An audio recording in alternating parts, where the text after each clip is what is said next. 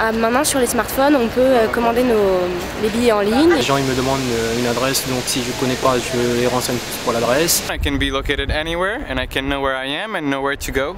L'application covoiturage par exemple, ça permet d'être souvent dessus. Dès qu'il y a un trajet qui nous correspond, hop, ça s'affiche sur le téléphone. Ça permet de savoir quels sont les trajets les plus courts, les plus rapides, et un trafic en temps réel. Il y a les horaires de bus des fois, je consulte un peu.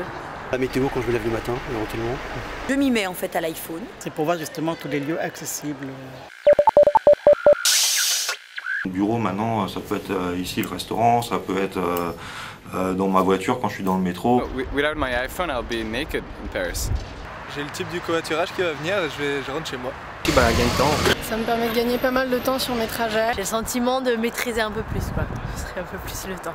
Quand vous mettez 300 mètres à trouver un parking plutôt que de tourner pendant 10 minutes, au moins vous allez directement au but. Donc c'est des économies de temps et d'essence. Ça évite de faire le tour de Paris le soir à 23 h pour trouver une place pour son vélo, d'avoir l'information assez rapidement.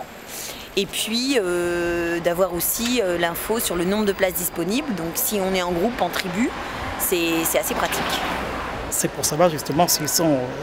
C'est de ça qu'on voit s'ils sont accessibles, de façon à ne pas s'y rendre inutilement.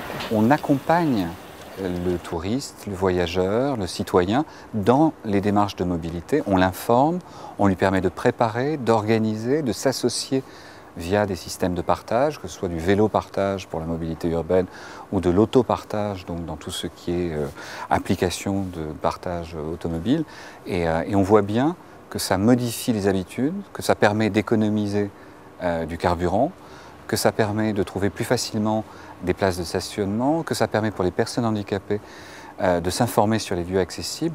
On voit que le mobile devient un auxiliaire du déplacement et de la personne, là où l'ordinateur était un outil de préparation. On voit bien qu'au niveau français et maintenant au niveau européen, on est en train, j'allais dire, de voir une autre forme de mobilité et d'accompagnement du citoyen dans la mobilité avec des moyens qui se coordonnent, non plus simplement à l'échelle française, mais bien à l'échelle européenne.